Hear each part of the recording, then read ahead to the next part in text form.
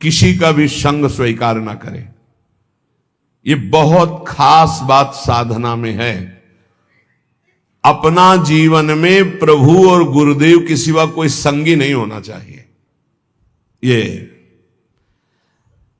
देखो, अगर महापुरुषों के वचनों को स्वीकार न किया जाएगा तो फंसने में देर नहीं लगती, मिनट नहीं लगती फंसने में। मिनट कहने में देर लगती, फंसने में देर नहीं लगती। इस भोगों का राग, संपत्ति का राग, पद का राग, ये सब संग के अंतर्गत आता है। संग का मतलब किसी व्यक्ति से ही नहीं है, व्यक्ति, वस्तु, स्थान सबसे है। ज्ञान का वर्णन कर लेना और स्थिति में रहना बहुत कठिन बात है, बहुत कठिन बात है, बहुत कठिन बात। पूज्यपाद सिवड़िया बाबा जी महाराज जब गंगा किनारे भ्रमण करते थे तो कानपुर के आगे एक स्थान पर योग वासिष्ठ का प्रवचन एक कर रहे थे। ऐसा आत्मज्ञान का वर्णन कर रहे थे, बाबा को पूरा लगा कि ये बोधवान पुरुष है। 3 दिन तक प्रवचन नीचे बैठ के सुना, फिर पीछे गए और एकांत में उनसे मिले और कहा, मैं केवल एक शब्द पूछना चाहता हूं, आपको आत्मबोध है? तो उनका, आप हमारे आश्रम गुरु हैं। सन्यासी गृहस्थ का आश्रम गुरु होता है, आपसे मिथ्या भाषण महापाप होगा, इसलिए प्रभु मैं वाक्पटु हूं, विद्वान हूं, शास्त्रों का सम्यक ज्ञान है, लेकिन तत्वबोध नहीं है। उनका बस मुझे इतना ही। बाबा ने अपने अनुभूति में, शास्त्र का ज्ञान होना एक अलग विषय है और तत्व बोध होना एक अलग विषय है। यहां परम अवधूत दत्तात्रेय भगवान कह रहे, यदि तुम्हें तत्व बोध प्राप्त करना, भगवत प्राप्ति करनी है, देखो, अगर आप सोचो कि मैं प्रेम मार्ग का हूं, मुझे तत्वबोध से क्या मतलब है, तो सर्वान वस्तुतया निरीक्ष, ये तत्वबोध ही ध्यान रखना। ये क्रूरा अपिपापिनो न च सताम संभाष्य दृश्या से सर्वान वस्तुतया निरीक्ष, परम स्वाराध्य बुद्धिर्मम, सब में पापी में पुण्यात्मा में सब में एक मेरे आराध्य देव, ये तत्वबोध ही है। बोले त्यक्त संगो, त्यक्त संगो। त्यक्त संगो का मतलब केवल बाहरी व्यक्ति नहीं है, वस्तु है, स्थान है, पद है, प्रतिष्ठा है, संपत्ति है, ये बाहरी है। केवल इतना ही नहीं, अंदर की वृत्ति है, अंदर की मान्यता है, अंदर का अहम है, अंदर के विचार हैं, उनसे भी असंग रहना है। त्यक्त संगो, वो जित संग दोषा, अंदर और बाहर से, तब वो परम पद का अधिकारी होता। समझ लीजिए बहुत ध्यान से, शायद ये समझ पाना कठिन है, क्योंकि बाहरी कुसंग नहीं त्याग पा रहे, फिर बाहरी संग की बात क्या, फिर अंतर के संग की बात क्या। अंतर के अहम का त्याग, अंतर के विचार का त्याग, अंतर की वृत्ति से असंग, अंतर की वृत्ति से असंग, वो जीवन मुक्त महापुरुष होता है। अंतर की वृत्ति से भी असंग, साक्षी, दृष्टा मात्र। आगे चलकर समझ में आएगा। त्यक्त संगो, अगर भगवत प्राप्ति करनी तो ये सूत्र बहुत अमृत है। किसी भी दृश्य, किसी भी व्यक्ति, किसी भी वस्तु, किसी भी पाद, किसी भी वृत्ति, किसी भी विचार, कहीं भी नहीं, हर समय साक्षी, निर्लेप, असंग, तब वो परम पद का अधिकारी। वही प्रिया जो मुस्कुरा के दे देती है, इसलिए अलवेली सरकार है। जित क्रोधो, पहले त्यक्त संगो, फिर जित क्रोधो। किसी भी परिस्थिति में क्रोध ना आने पावे। कभी कभी हम अपने दोषों को गुण मान करके प्रकाशित करते हैं कि ये कोई क्रोध नहीं है। अगर गलती को गलती नहीं मानोगे तो अक्रोध स्थिति को कभी प्राप्त नहीं होगी। क्रोध तब आता है जब हमारी कामना के विरुद्ध कोई चेष्टा होती है, पक्का, और क्रोध की सत्ता ही नहीं है। हमारी चाहत ही ना हो, भगवान बोलवा रहे, बोल दिए, भगवान कह रहे ऐसे चलो ऐसे चलो, वो हम बता दिए, अब ना चलो आपकी मर्जी। क्रोध नहीं आना चाहिए। भारी से भारी विपरीत परिस्थिति में भी क्रोध नहीं आना चाहिए। ये कब होगा? जब सामने हम प्रभु देखते हैं। हमें तभी क्रोध आता है जब हमारी चाहत के विपरीत क्रिया होती है और हमारे चिंतन के विपरीत चिंतन होता है। आ गया क्रोध, आ गया क्रोध, शुरुआत हो गई। अब अभद्र शब्द, दुरुक्ति, दुरुक्ति माने गाली, ये पहचान है कि क्रोध देवता पधार चुके हैं। और वो सीधे तप, पवित्रता, भजन, इसको चाटते हैं, वो इसको भस्म करते हैं, इसको लेते हैं। क्रोध देवता तुम्हारे तप को, तुम्हारी पवित्रता को, अंतःकरण की तुम्हारे साधन को चाट जाएंगे, कुछ अनुभव नहीं होगा। जब हमारा ये चिंतन गिरा कि सामने प्रभु नहीं, हमारी बात नहीं मानता, विपरीतता है, वही क्रोध आ जाएगा। अन्यथा आने का कोई भी रास्ता नहीं क्रोध के। जित क्रोध, यहां कह रहे जित क्रोध हो, भगवान अवधूत दत्तात्रेय जी, अगर उपासक को परम पद पे आरूढ़ होना है, दिव्य साधना संपन्न बनना है, तो क्रोध पर विजय प्राप्त, कभी गुस्सा नहीं आना चाहिए। वो कब होगा? हम व्यक्ति देखते हैं तब गुस्सा आता है। हम भगवत भाव करेंगे तो जलेगा हृदय पर, हम गुस्सा नहीं कर पाएंगे। हम चाहत करते हैं तब गुस्सा आता है। अगर हम चाहत को भगवान की इच्छा में छोड़ देते हैं तो गुस्सा नहीं आएगा। जोई जोई प्यारो करे, सोई मोई भावे। लगवा हारो, थोड़ा आहार करें। बिहारी देव जी पीछे जब वाणी में आया था कि भूख से जो ज्यादा पेट भरता है उसका भजन तो हो ही नहीं सकता। पक्का यह अनुभव की बातें हैं। भूख से कम भोजन करने पर हमारी जो जीवनी शक्ति है कुछ पचाने में लगती है और कुछ से हम भजन कर लेते हैं। अगर भूखे हैं हम तो हमारा चिंतन बार बार खिंचता है भूख की तरफ। इसलिए लघवा हारो, थोड़ा आहार डाल लिया जाए। और यह अभ्यास से होता है। एक एक कवल केवल आप कम कर लीजिए तो बहुत थोड़े आहार में आपकी दिनचर्या बहुत स्फूर्ति वाली हो जाएगी। आप ये भ्रम छोड़ दें कि हम जितना अधिक आहार करेंगे उतने अधिक शक्तिशाली बनेंगे, ऐसा नहीं है। विचार आपके, संकल्प आपका, ये आपकी सामर्थ्य होती है। शुद्ध संकल्प, ये हम सांसारिक भाषा में बोल रहे हैं। शुद्ध संकल्प, शुद्ध विचार, पवित्रता, जितेंद्रियता, लघुआहार, आप महान बलशाली हो जाएंगे, पक्का। देखो, संकल्प रहित होकर देखो, भगवद आश्रित होकर देखो, और अपार सामर्थ्य। शुद्ध संकल्प का कितना बड़ा चमत्कार है कि आप नहीं समझ पाएंगे, कि विश्वास ही नहीं कर पाएंगे। अगस्त जी ने संकल्प किया और ऐसे समुद्र को पी गए, पूरे समुद्र को। आप विश्वास नहीं कर पाएंगे कि समुद्र को पी गए अगस्त जी महाराज। महान तप निधि, संकल्प किया और पी गए समुद्र को। यह संकल्प की ताकत। भोजन से इस पांच भौतिक शरीर का पोषण होता है और धीरे धीरे हम शरीर से अपने को अलग करने के लिए साधना कर रहे हैं। तो लघवा हारो, थोड़ा आहार चाहिए। हमारा दिमाग क्या सिखाता है? बर्बाद काहे को करोगे? अब कितना रह गया? 2 लड्डू रह गए हैं, 1 कटोरी खीर है। वैसे तो नहीं है पर बर्बाद नहीं होना चाहिए। अन्न है, ये बर्बाद, श्वास बर्बाद हो जानी चाहिए। अरे दूसरा कोई खा लेगा, कोई और जीव पा लेगा। आप थोड़ा भजन के लिए जगह बनाए रखो। अगर आपने परुषा लिया है तो किसी और जीव को पवा देना। सब अपने गुरु भाई ही हैं, हम एक ही प्रभु के बच्चा हैं। पोशाकें अलग अलग हैं। अरे किसी के स्वान की पोशाक है, किसी के सूकर की पोशाक है, किसी की कृमि की, लेकिन हम हैं सब एक ही भाई, परमात्मा अंश हैं, हम सब एक ही हैं। अंश वही है, पोशाकें अलग अलग हैं, वो पालेंगे।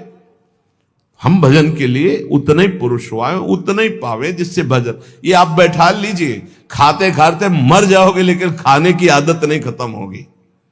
इसको संयम में लाओ।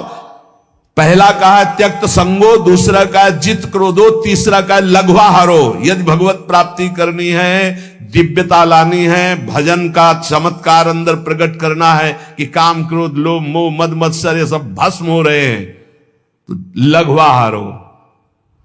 आहार पाने के बाद फिर ऐसे तुरंत बैठ सकते हो, ऐसा आहार पाइए कि अगर आपको तुरंत बैठना पड़े तो आपको वजन न लगे कि पेट में वजन है।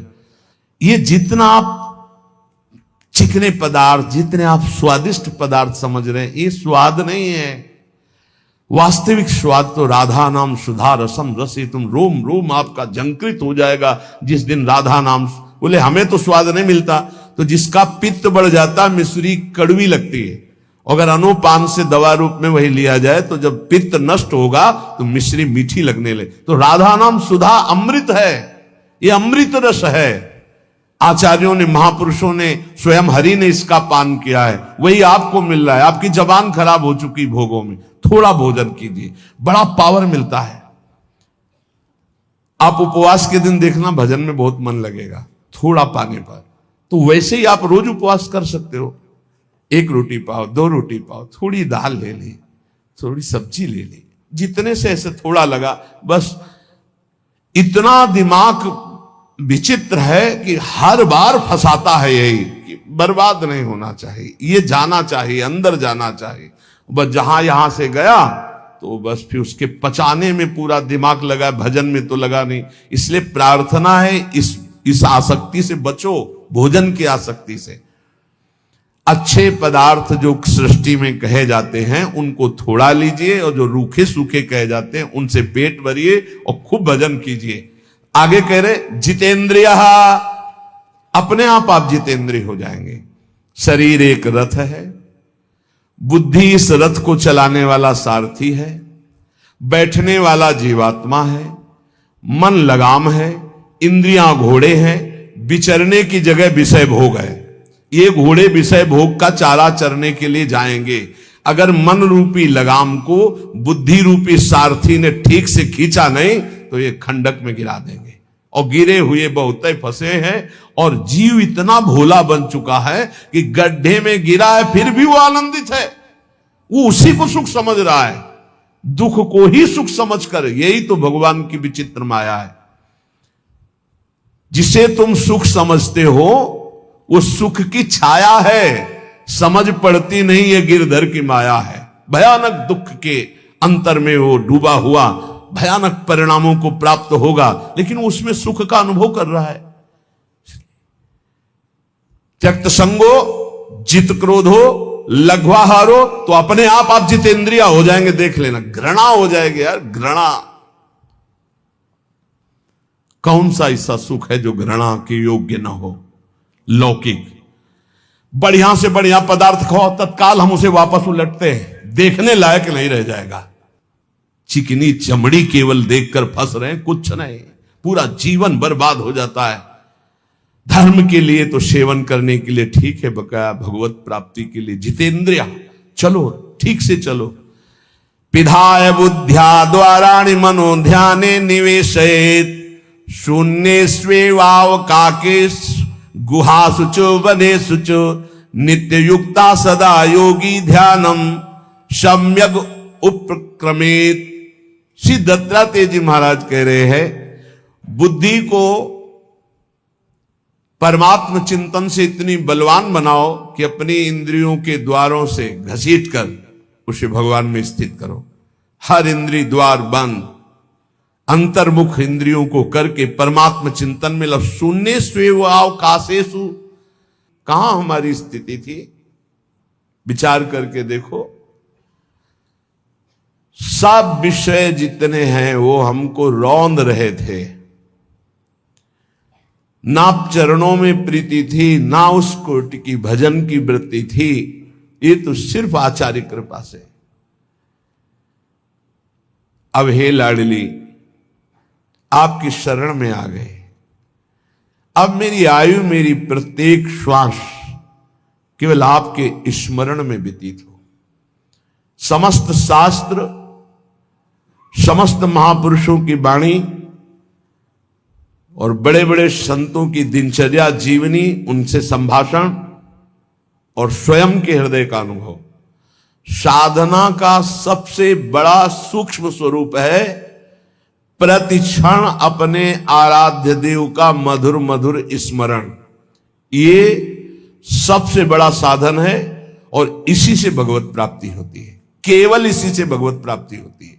और सब साधन है उनका फल है स्मृति, और ये मधुर मधुर स्मृति ही भगवत प्राप्ति कराती है। अनन्य चेता सततम यो माम स्मृति नित्यसा तस्याहम सुलभा पार्थ। भगवान कह रहे मैं उसके लिए सुलभ हो जाता हूं जो नित्य निरंतर मेरे में आसक्त चित्त होकर मेरा स्मरण करता है। अनन्य चेता सततम यो माम स्मरति नित्यसा, इससे बड़ा कोई साधन नहीं है, और ये सबसे कठिन है। चाहे निराकार उपासक हो चाहे साकार उपासक हो, बिना स्मृति के वो अपने लक्ष्य की प्राप्ति नहीं कर सकता। ये हम बहुत से सब शास्त्रों का स्वाध्याय, संतों का समागम, ये योग की सबसे बड़ी वृत्ति है चित्त वृत्ति का निरोध करके परमात्मा स्वरूप में स्थित कर देना, जिसका स्वरूप भगवान श्री कृष्णचंद्र जी कह रहे हैं तेषाम सतत युक्ता नाम भजताम प्रीति पूर्वकम ददामि बुद्धि योगम तम येन माम उपयांति ते। जो सतत मेरा भजन करते हैं मैं उन्हें बुद्धि योग प्रदान कर देता हूं। चित्त वृत्ति का संसार की तरफ ना जाकर परमात्मा में निरंतर स्थित रहना, आराध्य देव में स्थित रहना, यही सबसे बड़ा योग, यही सबसे बड़ी भक्ति, निरंतर स्मरण, और यही सबसे बड़ा ज्ञान कि सब कुछ विस्मरण अपने स्वरूप में स्थित। भक्ति योग, अष्टांग योग, ज्ञान योग, कर्म योग, किन्हीं न किन्हीं मार्ग में तो होगा ही कोई, लेकिन सबका सार है संसार का विस्मरण और परमात्मा का स्मरण। ये सब संप्रदाय, सब साधन, सबका सार, अगर ये नहीं तो कुछ नहीं मिला आपको। सब साधन कर यह फल सुंदर, प्रभु पद पंकज प्रीति निरंतर। समस्त साधनाओं का ये परम सुंदर फल है कि अपने प्रभु के नाम में, रूप में, लीला में निरंतर स्थिति बनी रहे, अंतर रहित स्थिति बनी रहे। देखो आप हर साधना का यही फल है। बहुत सुलझा हुआ बात समझना, सब कुछ हो रहा है, स्मृति नहीं है अंदर अखंड, खास बात नहीं, कुछ नहीं हो रहा, स्मृति चल रही है, सब कुछ हो गया। ये बात अच्छे से समझ लीजिएगा। जो स्मृति प्रधान है, स्मृतिवान है, वो विशेष कृपा पात्र है। प्रायः देहाभिमानी क्रियाओं पर, संख्या पर विशेष ध्यान देता है, स्मृति पर नहीं। कृपा पात्र स्मृति पर ध्यान देता है, क्रियाओं पर नहीं। क्रियाएं हो रही, स्मृति कहां है? देहाभिमानी क्रियाओं पर ध्यान, मैंने ये किया, मैं ये करूंगा, मैं ये कर सकता हूं, वो प्रकट क्रियाओं पर ध्यान देता है। जो कृपा पात्र होता है वो आंतरिक स्मृति पे, बाहर जो बन रहा है बहुत एकाग्रता पूर्वक बनेगा, क्योंकि वो एकाग्र है, स्मृतिवान है। स्मृतिवान ही ज्ञानी है, स्मृतिवान ही योगी है, स्मृतिवान ही वैरागी है, स्मृतिवान ही प्रेमी है, भक्त है। जो को स्मृति शून्य, कोई खास बात नहीं, कितनी भी बड़ी तपस्या हो, खास बात।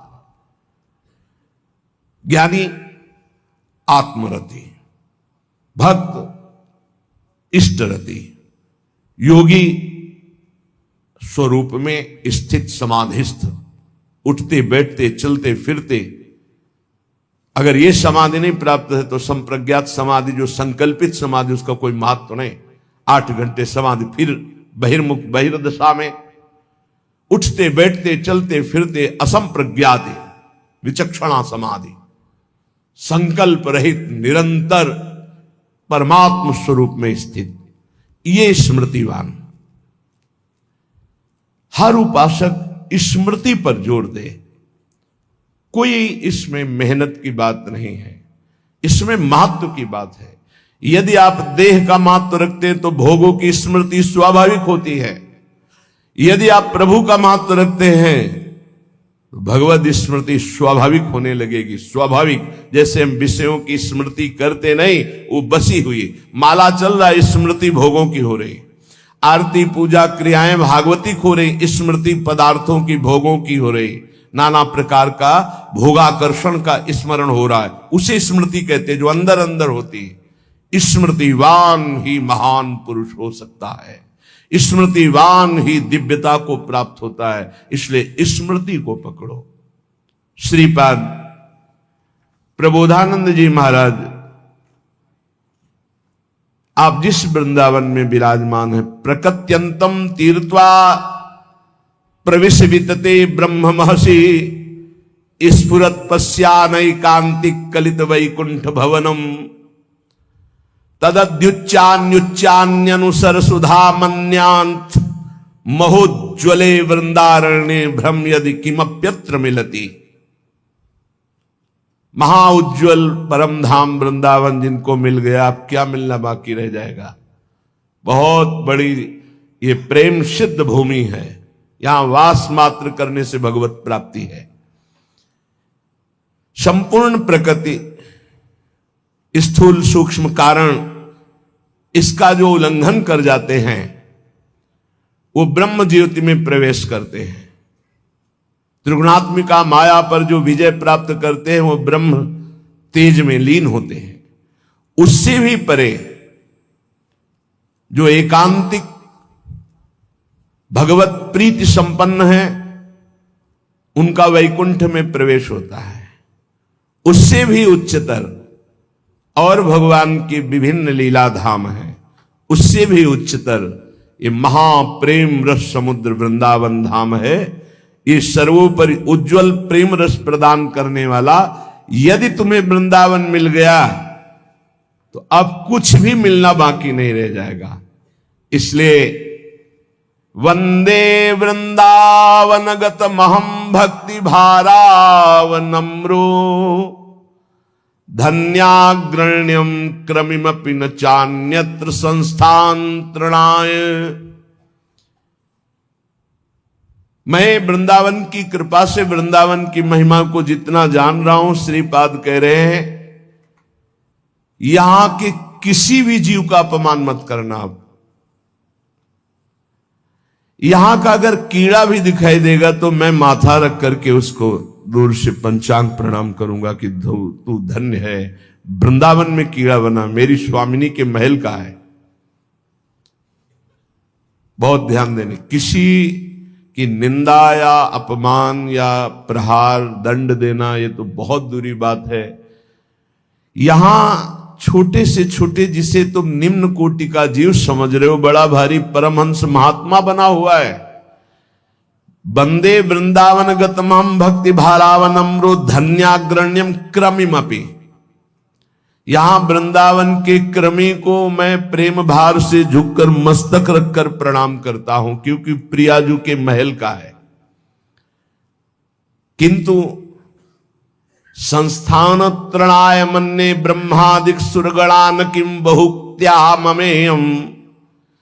बड़े बड़े देवता देवराज इंद्र ब्रह्मादि को भी मैं तिनके से बड़ा नहीं समझता हूं। ये अभिमान नहीं है, ये स्थिति है। देवराज इंद्र और ब्रह्मा पद को भी मैं तिनके से बड़ा नहीं समझता हूं, क्योंकि आप ब्रह्म स्तंभ पर्यंतम सर्वम मायामयम जगत, तिनका और ब्रह्मा दोनों माया से ही रचे हैं। ब्रह्मादि देवताओं को, इंद्रादि देवताओं को मैं तृण से अधिक नहीं, अर्थात तृण के समान मानता हूं।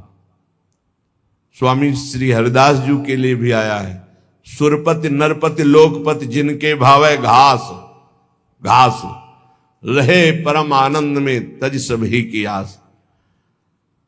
पर वृंदावन के मैं कीड़े को भी मस्तक रखकर जमीन पे प्रणाम करता हूं। बाहर के भी देवराज इंद्र या ब्रह्मा पद को मैं तिनके के समान समझता हूं।